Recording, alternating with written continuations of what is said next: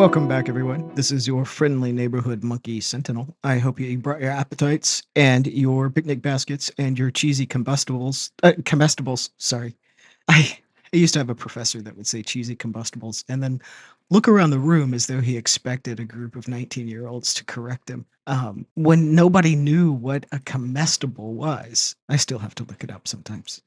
Anyways, a comestible is something you eat. A combustible is something that explodes. Why not both? That's what I say. So when I started this topic, I thought, you know what? You know what would be easy? What would be an easy, straightforward thing to talk about? Food. No, I was wrong.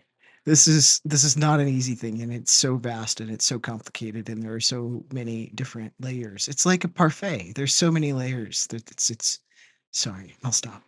Food is a complex topic because we have a complex relationship to it. People tend to have deeply personal connections to food, and they have deeply cultural connections to food. And if you ever want to start a fight on the internet, all you got to do is say, I support being a vegan, or I think eating meat is great. And then you're just going to see people from all sides throwing hands at each other. See, I've already done it. Look at the comments. It's just like exploding. Anyone? And then when it comes to animals, we have a relationship with food in that capacity too, because we use food to nurture them and we also use food as a kind of training device. So, a couple of caveats before I get going. One, this is obviously a longer video than normal, so don't feel like you need to watch the whole thing or that you need to watch it all in one sitting. I'm going to divide the video up into a few categories, and you'll see titles that kind of give you an indication of what we're going to move into. So you can just kind of skip around and watch what you want to watch. The other thing is that I am going to be utilizing a source today from a primate owner, and I want to be really, really clear up front that I am in no way advocating for the ownership of non human primates, period. If you stick around, you'll find that this person also feels the same way.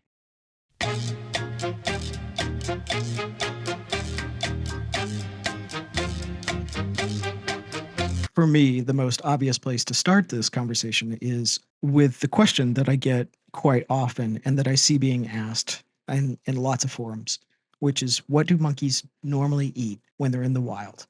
And we're going to assume that they're actually in the wild and not being fed biscuits. I almost said biscuits and gravy, which, if you're in the UK, that sounds very different than what I'm referring to, which is this thing that we eat in the South in the United States. And if you're from the South in the United States, then biscuits and gravy are delicious. And if you disagree with me, then what's wrong with you? People have all kinds of weird misconceptions about monkeys and food. People still think that monkeys, that their primary diet is bananas, for instance. I mean, people have weird misconceptions about all kinds of animals, like goats. They think goats will eat anything. And the truth of the matter is, if you take a goat out to eat a field of blackberries, it's going to ignore the blackberries and it's going to go find the first thing that can kill it. And then it will try to eat that. Not that I would know personally, but diets among primates can vary quite a bit. They will eat fruit when they can get it, and they'll eat leaves and roots and tender little shoots. I mean, that sounds good the way I describe it just now. And then they'll also eat bugs and they'll eat small animals. The crab eating macaque, which is the long-tailed macaque, gets its name because it has been known to mosey on down to the waterside and enjoy a snack of a crab or two. And I know that people get really weirded out about this because they think that monkeys just eat fruit. There are monkeys that are exclusively frugivores or mostly exclusively frugivores. And then there are monkeys that pretty much eat just insects. Like, depending on the species, their diets can really vary quite a bit.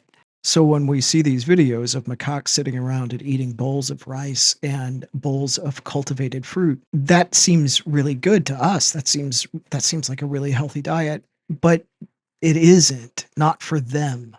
They love human food. It's sweeter, it's saltier, it's fattier, it's got different textures to it, it's more nutrient dense.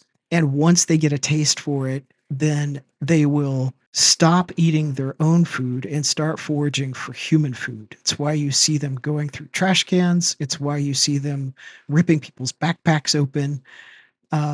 It's why they will steal your cell phone and try to barter it back for 5 cookies and a bottle of water. And somebody really needs to, like, talk to those macaques and, like, you can get a better deal than that. So they really, really like human food, but they don't adapt physically very well. They can get diabetes, they can get liver disorders, they can get all kinds of digestive issues. Teeth rot is a big, big problem with pet macaques because they have not adapted physically to eating human food. So then the next question is, well, okay, what should they eat? This is a really important question to ask because what I want to do is compare a healthy dietary protocol for captive monkeys to the rubbish that we see on so many of these channels and just kind of really highlight the difference there. In addition to my usual research for this, I reached out to one of the only ethical owners of pet monkeys that I have ever known in my entire life. Now, before you get all bent out of shape and start yelling at me and going, wait just a cotton picking minute there, Monkey Sentinel.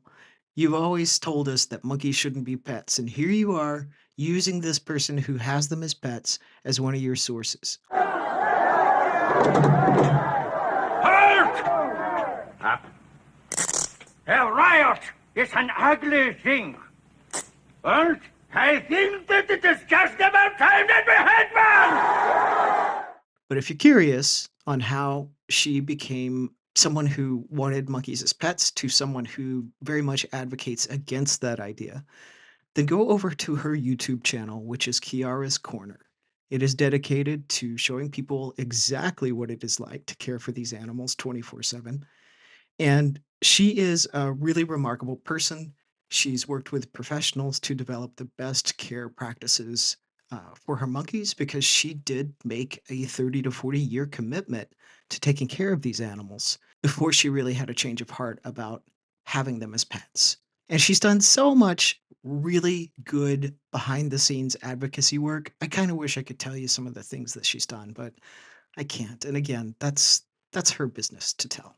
So when I started working on this, I sent her an email and I was like, "Hey, what do you feed your monkeys? And how do you feed them? How often do you feed them? What kind of space do they have?" So what I want to do actually is just read bits and pieces of her response to me. All right, here we go. Healthy diet. I feed mine only vegetables, nuts, seeds, oats, monkey biscuits, and a little fruit. There are people that feed their monkeys a lot of fruit, and most people won't think to question that, but it's actually not good for them. The fruits cultivated for human consumption are extra sweetened and much higher on the glycemic index versus the fruits found in the wild. So they all share a clementine almost every day. So 3 monkeys, 1 clementine. They also get about 4 or 5 blueberries a piece each day. If I'm going to give them any other fruits, then I don't give them their clementine. In terms of what they should and shouldn't eat, basically, they shouldn't have processed foods, trans fat, sugary foods, salty foods, white breads and pasta, saturated fats, etc. The monkey biscuits are a critical part of their diet, yet I rarely see other pet monkeys being fed them. I've had 2 veterinarians that are specialized in treating non human primates tell me that the monkey biscuits are all they need to be healthy. I researched this as well, and when we talk about monkeys in captivity, they usually get monkey biscuits or monkey chow, and technically they can get all of their nutrition from that, the adults anyways, not the babies. Current research is indicating that they need to have more varied actual foods regardless of the nutritional delivery. There's something about the whole foods themselves that is that's very healthy. So I supplement with veggies, nuts, seeds, etc., but I always make sure they get their monkey biscuits every day. I hide foods throughout their enclosures. I put foods in their foraging balls. I put foods in wiffle balls for them to get out. I hide foods in little boxes they have to find and open. Just in case you're curious, I asked her about space, and she says that the enclosure that she has for her monkeys is about 1,800 square feet, which is amazing to me. I mean, my own house is barely 900 square feet. Like, we have a tiny house. And the idea of these 3 vervets having all of that space just really makes me happy. Though, as she points out, we can never really give them the amount of space they truly need in captivity. It's just not really possible. So that is proper dietary care for captive monkeys.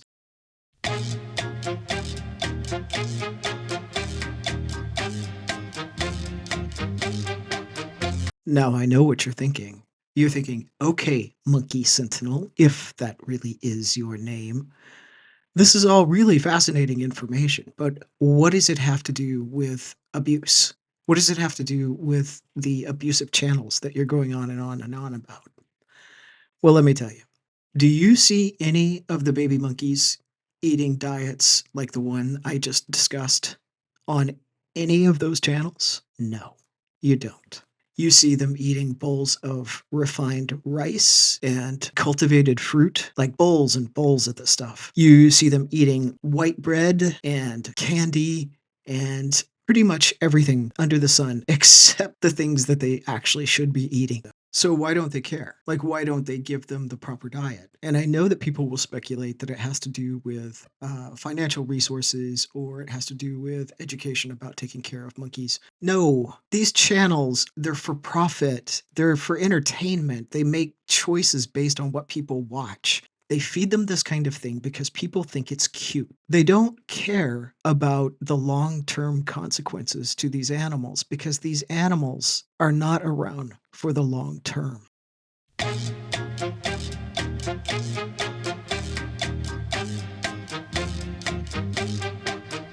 So, what are the ways in which food is actually used to specifically exploit these animals? One of the things that's most popular for us in terms of the stuff that we love to watch that we find cute and lovable and that like really tugs to us is bottle feeding.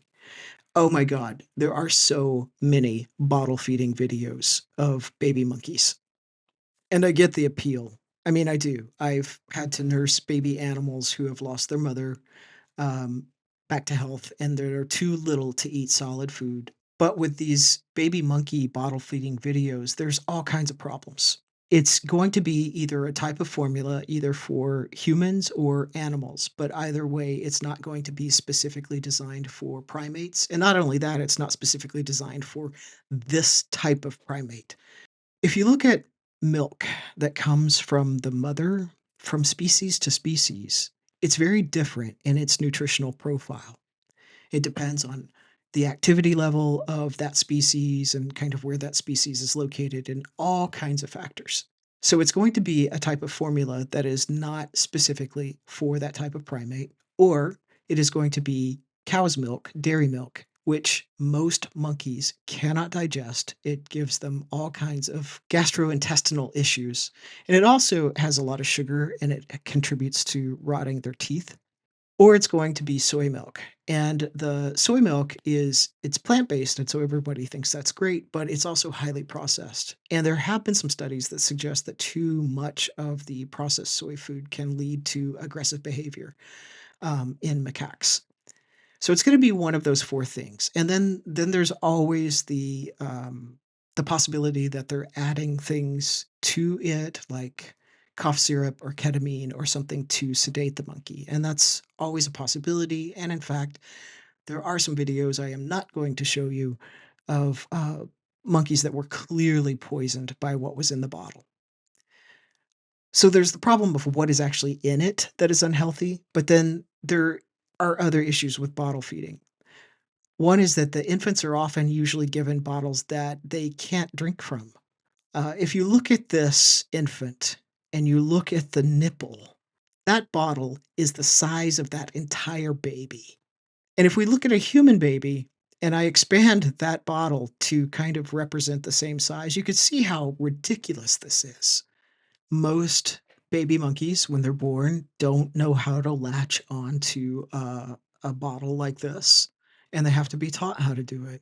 And they're not going to be able to latch onto one that's this big anyways. They have to use a smaller bottle and a harder nipple to get the kind of suction that's going to actually give them some nutrients. And that's a kind of teasing. It's a very hidden form of teasing, but it's there nonetheless. Also, you'll notice with some of these videos, with both the bottle feeding and with the spoon feeding, the animals are not allowed to actually touch the food in a lot of the videos.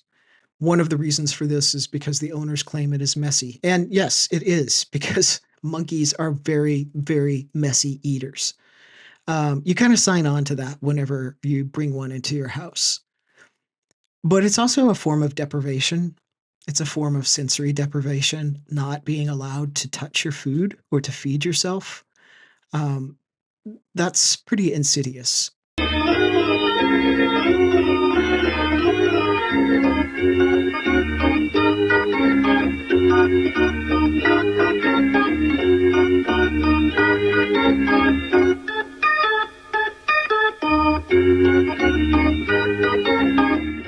You'll also see the monkeys lined up. If there are multiple monkeys, you'll see them lined up according to size and forced to wait. Often they'll be in elaborate dresses and little suits and stuff. It's really clear that the monkeys are anxious, and it's also really clear that this is a very trained routine. But the last category that I want to talk about is something called ASMR, which stands for Autonomous Sensory Meridian Response.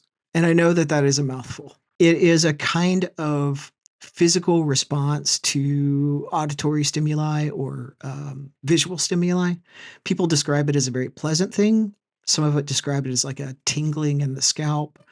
I have never felt it.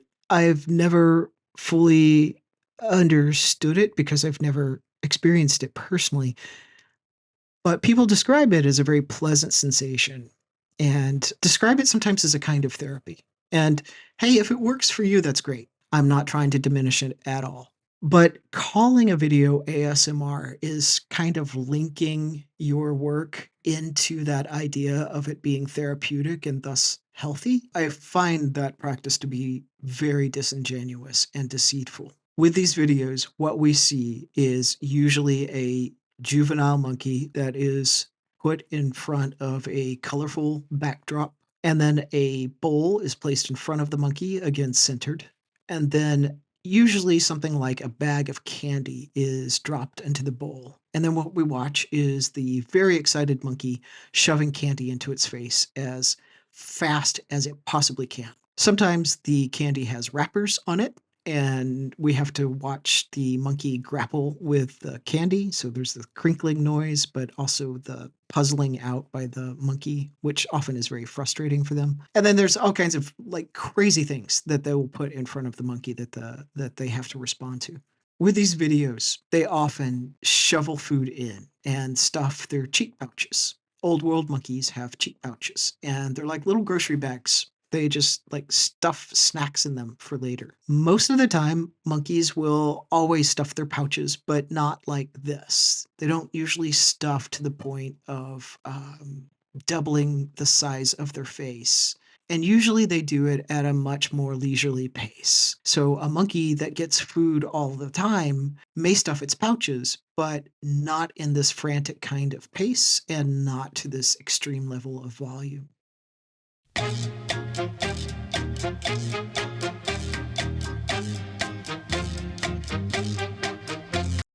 One thing about these ASMR channels, they tap into a couple of cultural phenomena that I find fascinating. And these phenomena are the eating contests that you often see on YouTube and like the Food Channel and the Travel Channel, those kinds of places. And then mukbang.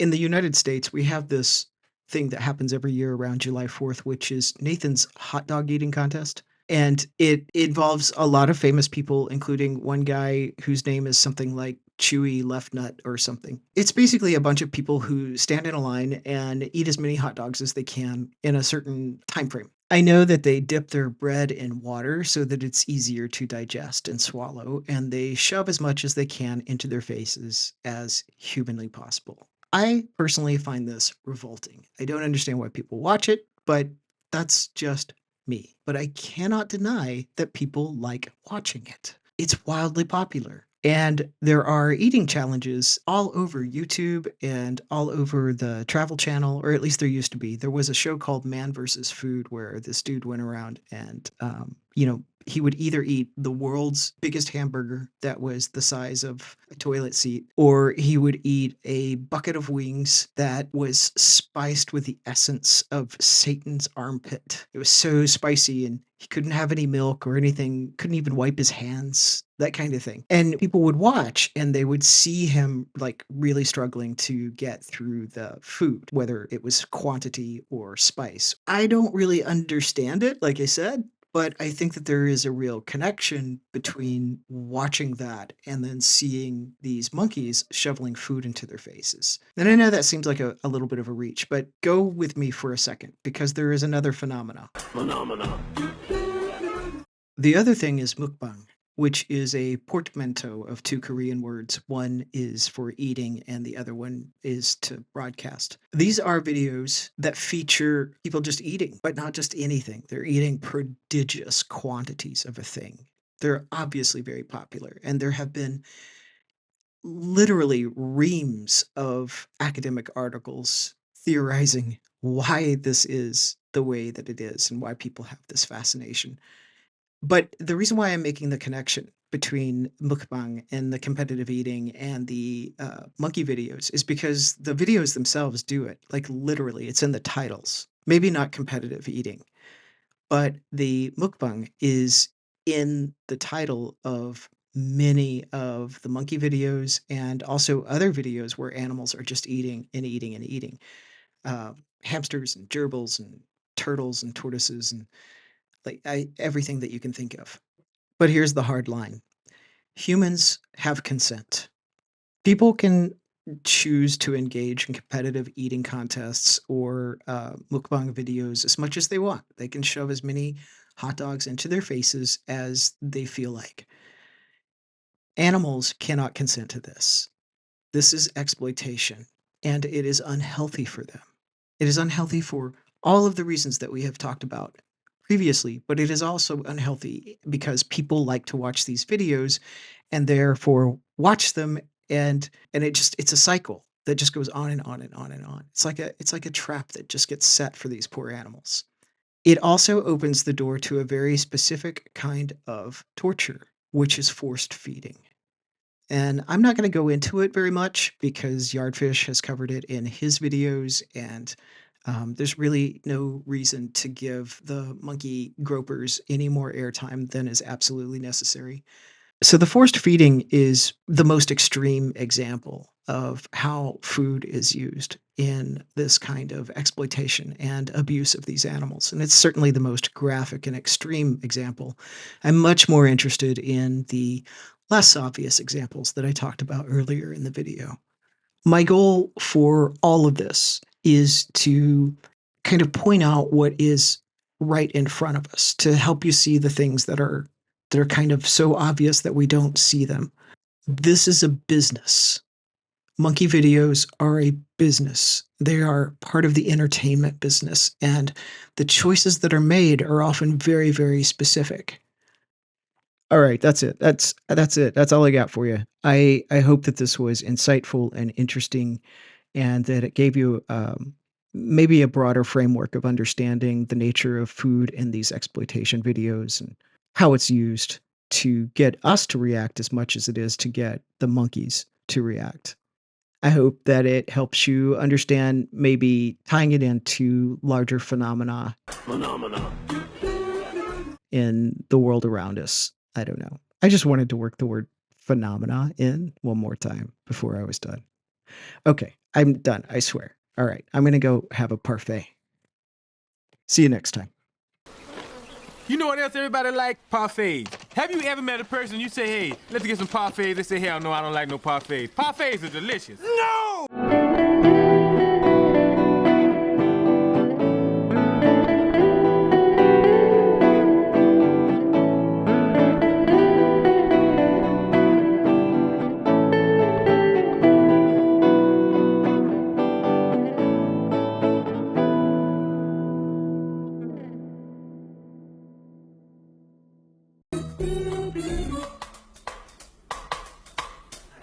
Phenomena. Phenomena. Phenomena.